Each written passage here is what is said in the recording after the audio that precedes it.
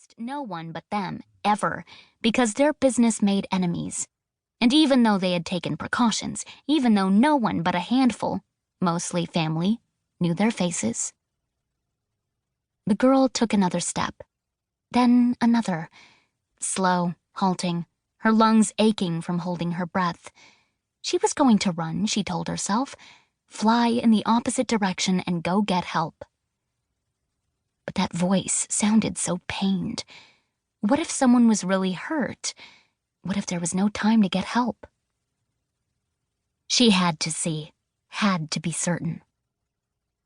It seemed to take forever to cross the distance. Just 30 feet, but it felt like a mile. The girl finally got close, though. She was short, and the driftwood was large. All she could see on the other side was a shimmer of light covered in tangled seaweed. And then that light shifted and became scales. Her breath caught again, but scales were less frightening than human legs. Emboldened, she walked quickly around the end of the log and saw the boy.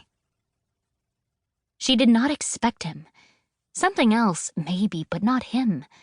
Not a boy her age, with a gaunt white face covered in dried salt, or large eyes the pale blue of a sea glacier. His lips were cracked, and his hair was long, tangled, a white blonde halo glinting silver around his face. The sun was rising behind him. She felt blind for a moment, her knees weak. He had no legs. Just a tail, a fish tail. The girl staggered backward and fell into the sand. She sat there frozen, so terrified she could not breathe. She tried to cry out for help, for anyone who might be near, but her voice caught in her throat, and all she could do was wheeze. Tears pricked her eyes, and for a moment, just one, she imagined the same terror in the boy's face. He tried to push away from her, and she saw a bright splash of blood on his pale, skinny chest.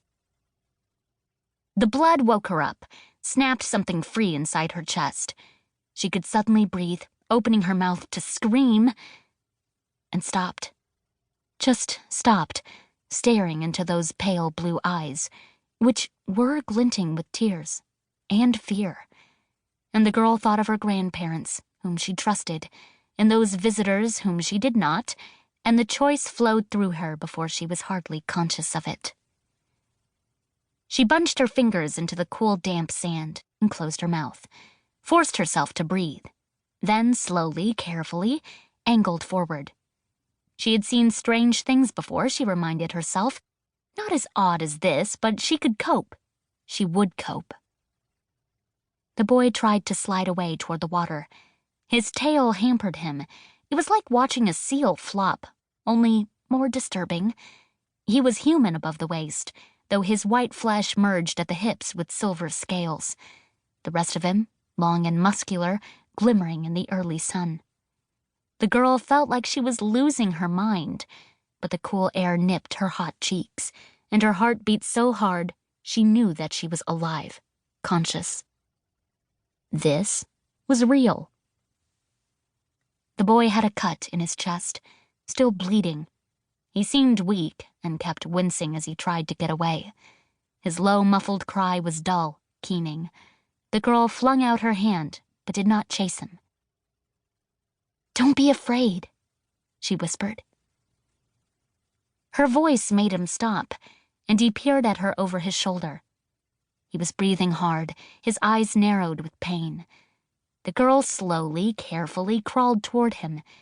She was afraid to stand, that it would scare him. He tensed when she got close.